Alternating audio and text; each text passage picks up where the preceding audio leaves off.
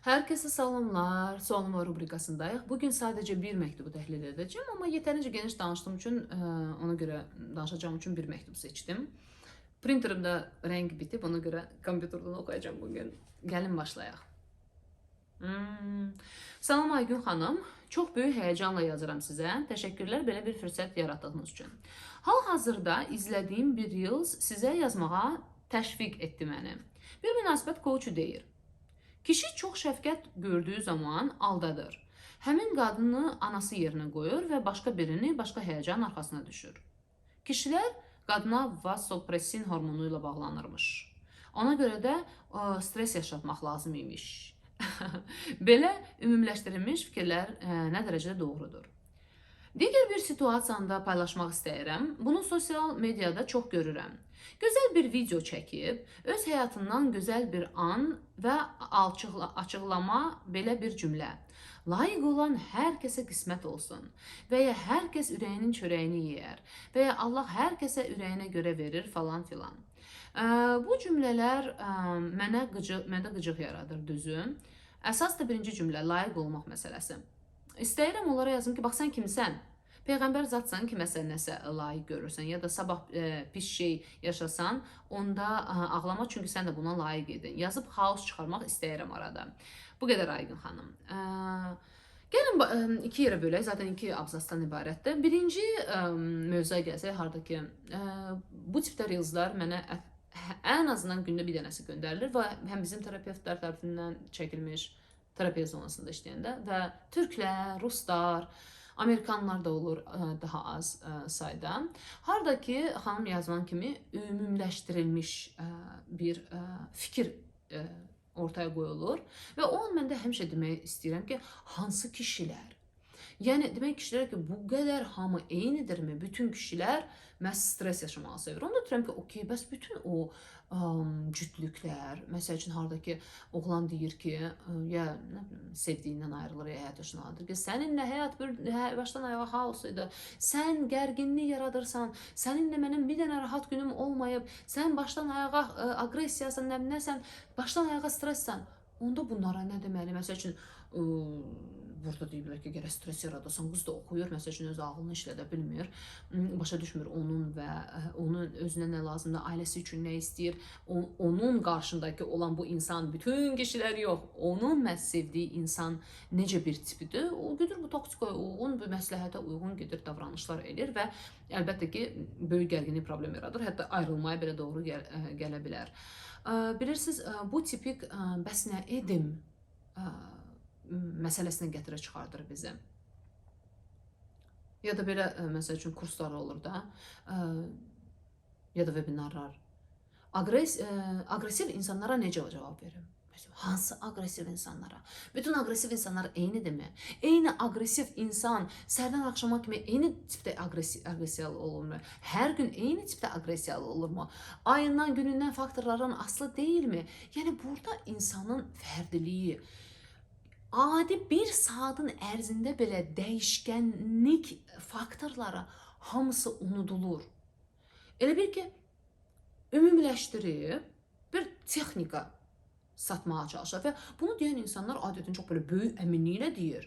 Adam belə heç bir şeydən biraz başın çıxmırsa, özün biraz ağlı yoxdursa, inanmağın gəlir ya da qorxursan, deyirsən ki, ona mən yəqin düzgün yaşamıram. Düzgün yaşamaq belədir.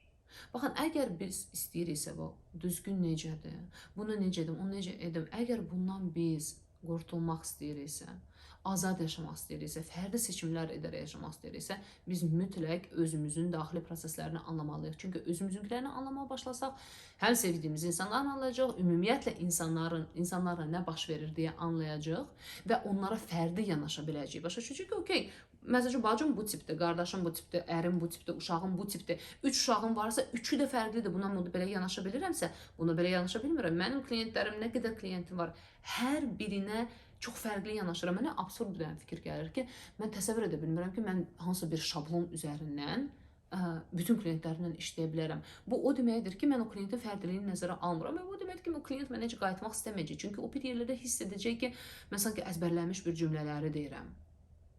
Hər şeydə fərqlilik var. İndi məsəl üçün deyə bilərsiniz ki, nə oldu bəs? İstər psixologiyadır da, axı orada ümumi biliklər var. Aha, ümumi biliklər var. Amma yenə də insanın fərdiliyi nəzərə alınmalıdır. Mən də burada danışıram sizə, düzdür? Ümumi insanın daxili dünyasından anladıqlarımı paylaşmağa çalışıram. Özüm haqda, insanlar haqda, hamımız haqda anladığımı paylaşıram. Amma yenə də mən konkret bir insanla işləyəndə, danışanda, ünsiyyətdə olanda onun fərdiliyini nəzərə alaraq davranmağa çalışıram. Sizə də məsləhətim budur. Yəni belə bir ümumiləşdirilmiş, belə yaşamaq lazımdır, belə etmək lazımdır, kişiləri belə tavlamaq lazımdır, oğlanlarla belə davranmaq lazımdır. O ki var elə oğlanlar məsəl üçün gedəcəksən belə xanım, xatın, yavaş, yumşaq bir qadın olacaqsan, oğlan da belə səndən belə ikinci dəfə səndən görüşmək istəməyəcək, çünki ona belə nə bilim zajıqalka tipdə qızlar xoşa gəlir, gülən, danışan, bəlkə də daha çox belə oğlan tipdə şeylər, daha bir güclü görsənən qızlar xoşa gəlir. Yəni hər kəsin öz zövqü var, hər kəs fərqlidir və sən sadəcə kim olduğunu, özün kimsən, necəsən tanıyıb qərar verə bilərsən. Özünə məxsus davrana bilərsən və qarşındakıyla əlbəttə ki, yol kontaktla qurulacaq, ya yaramayacaq. İndi oğlanlar belə sevir deyə mən belə davranmalıyamsa, o deməkdir ki, mən yoxam. Yəni bu videolar, bu tipdə videolar sanki bir nişan kimi tutulub o insanlara ki, bu 99% insanda çox təəssüf ki, hansı ki kim olduqlarını həyatda hələ ki anlamağa belə başlamayıblar. Onlar da yazıqlar belə. Mən özüm vaxtlarım yadıma düşür. Hacan ki, çaş başqardı. Onda bu düzgündür. Bunu elədim, bu alınmadı. Onda bu taktika düzgündür. Onda kim daha düzgün taktika verir? Və bir də gördüm ki, pullar gedir bu taktika satanlara. İkinci hissəyə isə gəlsək, hansı ki, kimsə gözəl video çəkir və əsas da xanım tətiklənmişsiniz bu layiqincə olan məsələlərdən. Baxın, biz hər kəs ürəyinə görə verilir. Allah sizə ürəyinizə görə versin. Bu bir növ əgər mən belə bir cümlə yazıramsa, məsəl üçün özümdən çıxaraq deyəcəm, heç bu o paylaşım edən xanımı bir kənara qoyaq. Bu deməkdir ki, mən bir insan kimi öz yönlərimi tanımıram. Mənim özüm haqda qurduğum bir növ ideal obraz odur ki, mən təmiz qəlbli, saf qəlbli bir çiçəyim, bir insanım. Mənim pis fikirlərim olmur, pis niyyətlərim olmur, paxıllığım olmur. Mən sadəcə Allah tərəfindən seçilmiş, o seçilmişlik var burada. Bu gözəl nemətləri həyatı layiq olmuş bir bəndəyəm, özələm. Və sizi də burada tətikləyən budur. Bizim hamımızda var, sizdə də var o tərəf, hansı ki özünü seçilmiş, özəl hiss etməyə çalışır, istəyir və əgər kimsə bunu demonstrasiya edirsə, özəlliklə də siz fərqində deyilsiniz, amma bu sizin yaşam ideal obrazınızın, yaşamaq tərzinizin, istəyinizin, bilmirəm siz necə həyat yaşayırsınız, nədir sizdə, amma bu sizi tətiklədirsə, aqressiyavızı, yetərincə güclü aqressiyavızı oyatırsa, deməli siz o tipdə insanlarla bir növ rəqabətdəsiz. Sanki sizin o özəl seçilmiş tərəfiniz, hansını ki siz seçilmiş olmasını istəyirsiniz, amma seçilmirsiniz. Yəni layiqli hiss eləmirsiniz. O Allah tərəfindən seçilmiş, layiqli onun önünə istəyən, istədiyi, istəmədiyi hər şeyi elə heç belə ağzını açmadan sərilmiş bir həyatdır. Yəni xanım onu demonstrasiya edir və siz də bunu istəyirsiniz, amma siz hələ ki buna layiq görülməmisiniz yəqin həyat tərəfindən, Allah tərəfindən və bir növ o qıza törətdiyiniz, qıza qarşı hiss etdiyiniz aqressiya, özü də deyirsiniz orada peyğəmbər zatsan, yəni bir növ elə bir ki o Allahın dili ilə sizə deyir ki, bax, məsəl üçün Aygünə, bax Aygün, sən layiq deyilsən, mən layiqim, bax, sən layiq deyilsən, mən layiqim, bax, sən layiq deyilsən. Bu bir növ, bax, bu savaş burada baş verir, ona görə mən bura baxardım, bura diqqət edərdim ki, nə qədər mən fərqindəyim o seçilmiş olmaq istəyirəm. Bu bizdə hamımızda var və bunu çox nadir insan özünə etiraf eləmək istəyir. Çünki bu biraz bəncillik kimi gəlir də. Amma bizdə hamı var, oturub gözləyirik ki, göydən işıq düşəcək, biz seçilmiş olacaq, bir fərqli olacaq, bizi görəcəklər, bizi tapacaqlar, kəşf edəcəklər, birdən-birə nəsə olacaq. Çünki mən özələm, axı, mən fərqliyəm. Və belə bir həyatın, ideal obrazın demonstrasiya edən insanlar gördüyünüz kimi bütün o başqa yazıq seçilməmiş bəndələr tərəfindən aqressiya oyadır onlardan və bu çox normal. Mən sizin aqressiyanızı anlayıram. Çünki bu tipdə mesajlar paylaşanda, yəni yəni mən layiqəm, mənim qəlbim təmizdir. Sən də bir get yoxla gör, sən layiq olmamısansa indiyənə kimi, prosta qəlbin təmizliyindən deyir. Yəni bütün başqa heç bir faktorlar deyil də, qəlbinlə problemdə, nə Allahın səndən problemi var deyir. Əlbəttə ki, bir növ belə yuxarıdan bir baxışdır başqa insanlara və insan onların yanında elə bir ki, adi bir paylaşımın yanında belə oxuyanda özünü belə kiçilmiş balaca bir qarışqa lazımsız bu həyatda belə mövcudu oldu, olmadı belə önəmsiz bir şey kimi hiss eləyir bu belə vacib insanların qarşısında. Ona görə anlayıram sizin aqressiyanızı, amma o tərəfə baxardım ki, siz layiqli sözünə nə anlam yükləyirsiniz? Sizin üçün layiqli olmaq nə deməkdir? Çünki o sizi tətiqlədir. Məsəl üçün, məncə insan layiq olduğunu deyəndə, sən pis insansan, layiq deyilsən, ona görə elədir. Görürsünüz, insanları yaxşıya və pisə bölməkdir. Halbuki bizim içimizdə bütün aspektlər və faktorlar var, yönlər var. Bu xanım, o xanım, paylaşım edən xanım da. Görürsünüz, məsələn, o sizin aqressiyanız oranıb, hətta bir yerlərdə ona pisliyi belə istəyirsiniz. Bu sizi pis insan eləmir bu arada. Aqressiyanızdan bu irəli gəlir. Deyirsiniz ki, bunu da həyatında bir dənə pis bir şey baş versəydi, bir dənə oyanardı, görərdi ki, görün bu layiq olmaq nədir də. Yəni, sanki o sözü ilə sizi təhqir edir, sizi kiçildir. Çünki sizdə o yön var, hansını ki, siz dediyim kimi fərqində deyilsiniz, tanımırsınız. O yönünüz tətiklənir. Belə.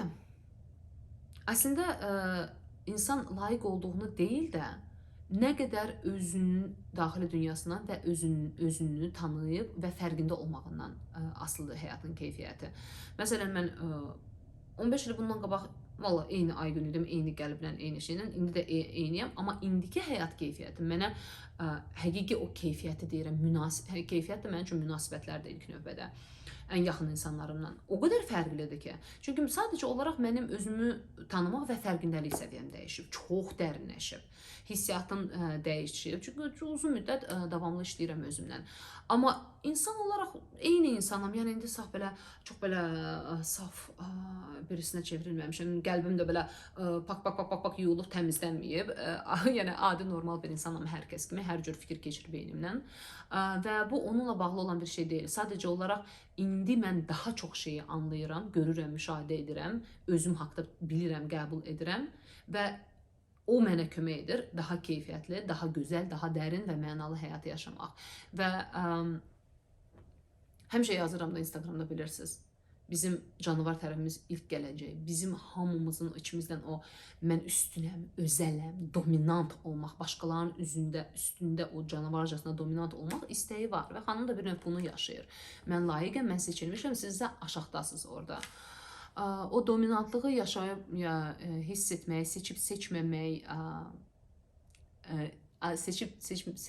seçmək və seçməməyin arası böyük fərq odur ki, eyni yazı, məsəl üçün, əgər xanım dominantlığı tanısa, çox insan axı bilmir, 99% insan özü ilə dərindən işləmir. Məsəl üçün, dominantlığı tanısa, anlasa ki, o yazı ilə əslində nəyi ötürməyə çalışır, o bəlkə də iriyənər o yazdığından və onu tamamilə biraz fərqli tərzdə paylaşım edər. Hansında ki, başqa insanları bir növ kiçiltməyə çalışmır öz varlığı ilə, öz özəlliyi ilə və seçilmişliyi ilə. Sizə də təsir edən budur, aqressiyanızı anlayıram, amma tətiklənən o tərəfinizdir, o özəl olmaq istəyinizdir, sizin də dominant olmaq istəyinizdir, sizin də başqalarla üstün olmaq istəyinizdir. Ona görə o bir növ xanım elə bir ki, deyir ki, Allah mənim tərəfimdədir, Peyğəmbər mənim tərəfimdədir, mən seçilmiş bəndəyim, amma sən yox, amma sən yox, amma sən yox. Sizdə o tətikləyən çox güman ki, odur. İndi bilməm sizin həyatınız nə tipdədir, hansı dönəmdən keçirsiniz, özünüzlə nə qədər kontaktdasınız, amma yəni mənim hələ ki, burada gördüklərim budur. Bu qədər bu həftəyə, gələn həftə mütləq görüşərik. Sağ olun.